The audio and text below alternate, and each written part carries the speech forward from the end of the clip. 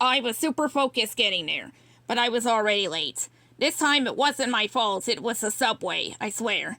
But Mr. Schwartz wouldn't know the difference. I had to make up the time, so I was walking fast and not really noticing much of the world around me.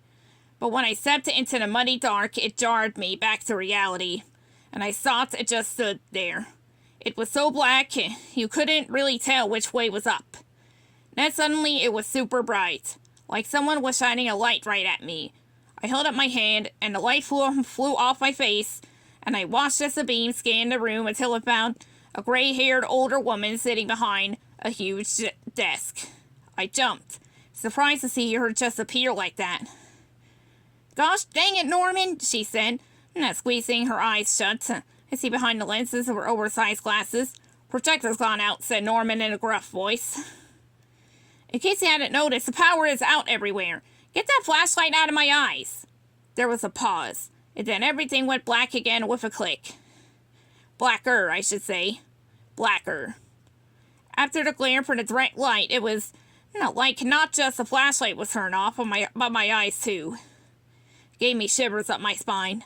I didn't know what to do. I had to deliver the suits already. I thought I could remember where the desk was, so maybe I could just stumble toward it. "Who's the kid?" said Norman from somewhere. "I don't know, Norman." There was the sound of a match. Let's see. Scratching its surface. And then that woof of a flame coming alive. The old woman's face was distorted grotesquely with long, drawn-out shadows drooping down as she lit a lantern in her hand. And then there was light. It flickered and danced off the walls. There were framed posters hanging on them. They looked like movie posters, but cartoons, and of one character in particular. He was real smiley. I wanted to take a closer look. Where was I? What was this place? Why did the character kind of look familiar? "Okay, kid, I see you now. What do you want?" Missy asked the woman sitting down so low behind the desk only her glasses and top of her head were visible. It wasn't complicated, but I'd forgotten who I was delivering to and looked down, fumbling with the black clothing bag in my arms to find the name. "Come closer. I can't hear a dang word you're saying," said the woman. Her hand appeared over the top of the desk and gave me a sharp wave to come over. I did, while still searching, for the name tag. "I have a suit," I said, trying to buy time. "Uh-huh," said the woman. Finally, I found a tag. This was the first time his name ever made any kind of impression on me. The first time it meant something. All that had mattered up until then was to get into the studio on time, to not get fired. That was the most important part. So I knew the address.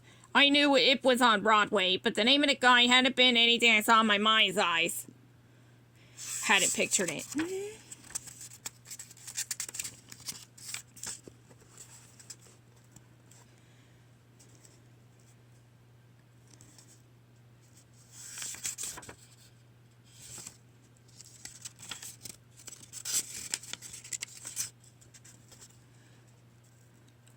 Now, come on, kid, I haven't gone all day.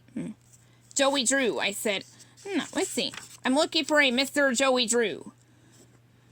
"Who's looking for him?" asked Norman, his voice filled with suspicion. "Mr. Schwartz," I blurted out. It wasn't exactly the best answer, but the dark. Let's see. And this guy's attitude made me nervous for some reason. And somehow the flickering light over that smiley cartoon character thing didn't help either. "Who?" asked the woman. "The tailor who made his suit. I got Mr. Drew's suit. I'm the delivery guy with his suit." "He said," Norman. I turned to the man. He was standing so far away from the lantern light he wasn't, more than an outline. "He is?" My heart thudded in my chest.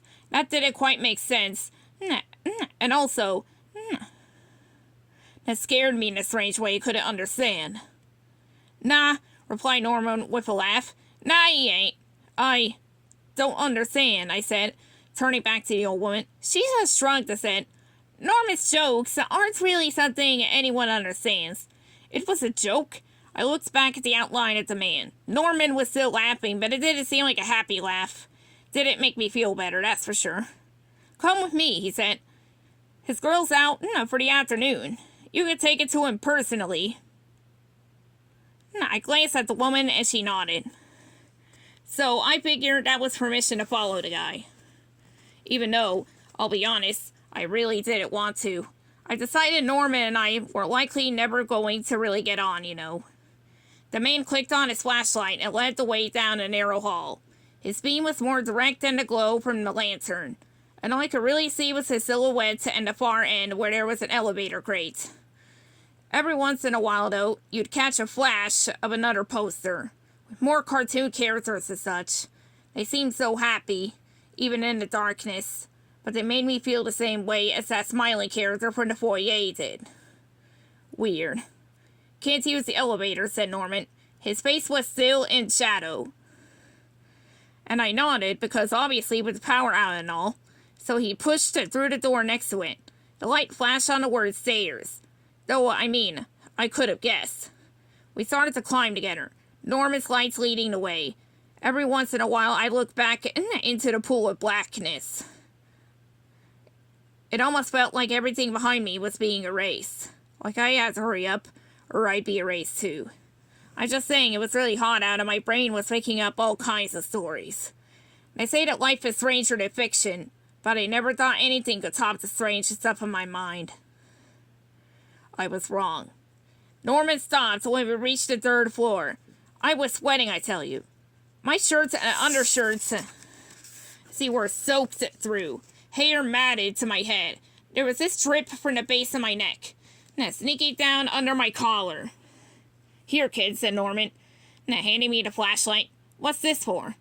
I know my way back to the booth. You don't know nothing. Keep going. Good luck. I took the flashlight, and as Norman slipped deep into the shadows, I called out, Keep going where? Up, kid. Right up to the damn top. He laughed in the darkness. I didn't like that laugh. So here I was, Mr. Drew, suit to one hand, a flashlight in the other, and a trickle of sweat that was working its way down my back to a not-so-happy location. And who knew how many stairs were ahead of me? I shone the light straight up to try to guess, but the old wooden stairs seemed like they went on forever. Straight up into heaven. I flashed the light down, saw the stairs beneath me, going on into the dark, straight down to... Well, you get where I'm going with this. So I made my way up those stairs as fast as I could, and it was exhausting and hot, and I wasn't sure I was going to make it, and maybe it was because of the stairs that any of this happened. Because I'll tell you, when I got to the top, it came out of the doors, and the air was even thicker all the way up here. The way the heat rises and all, I just collapsed, fell right onto the floor, didn't pass out, just fell hard, and with this loud boom. I guess Mr. Drew heard it because he came out of his office. Hey, what's with the racket? Even in my woozy state, his voice impressed me. It was so sure of itself. And friendly. I can't tell you what makes a voice sound friendly exactly, but I don't think I'm the only one out there who would describe it like that. I think that's what made people like him. Trust him. I'm sorry, I said from the floor. I have a delivery for Mr. Joey Drew. I'm Mr. Joey Drew, he said, and a hand materialized in front of me. I was supposed to grab it, so I did.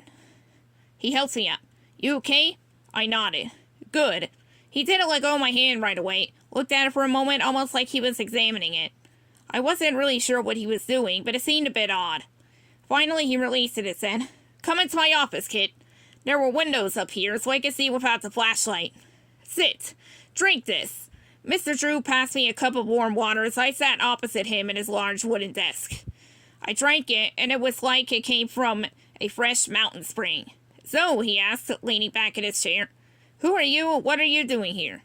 I took another big swig of water then and answered his questions. I'm a delivery guy for Mr. Schwartz, and I brought you your suit.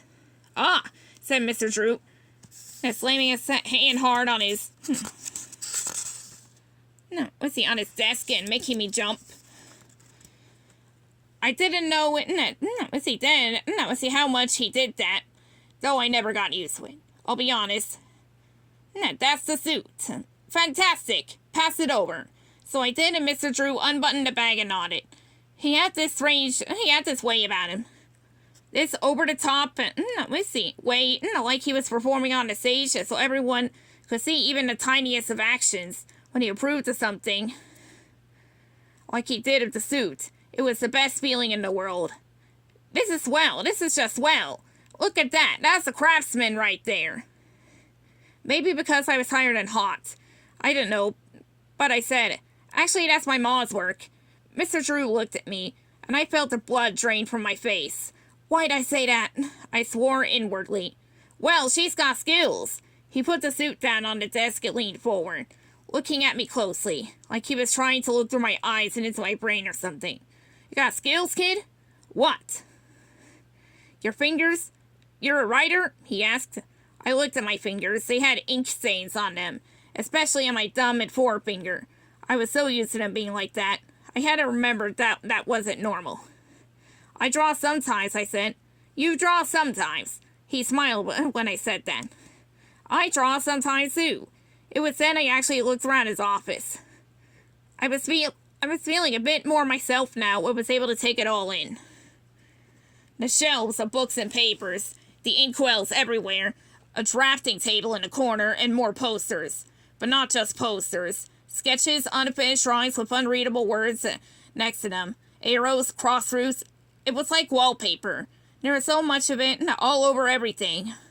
And the big desk that took up almost the whole back wall, covered in more paper and books, and won a tall glass award for something, and a framed picture of some cartoon character, signed with the name Henry Sign.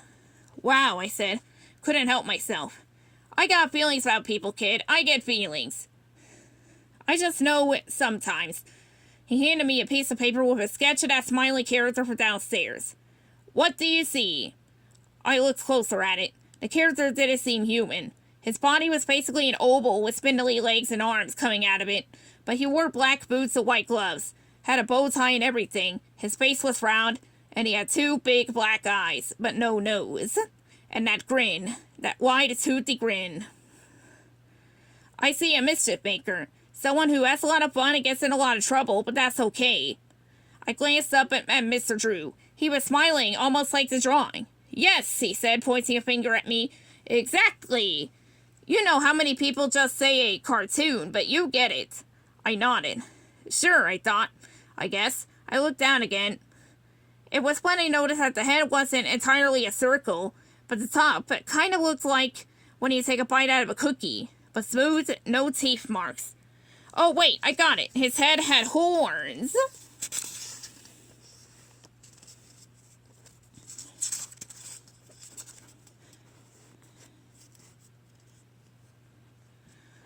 There were little horns at the top. He's a devil.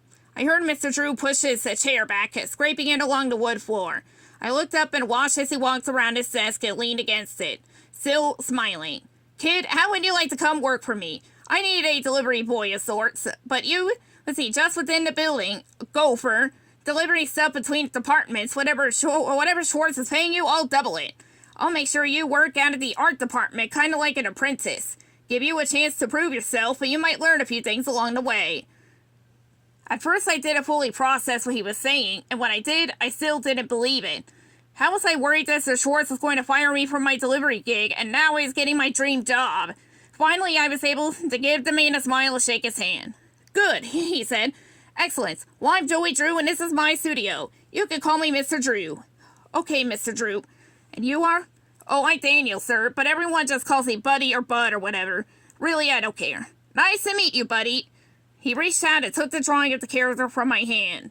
He turned it around so it was facing me. Side by side, they mirrored each other with their big smiles. And this, he said, tapping his finger on the picture, this is Bendy.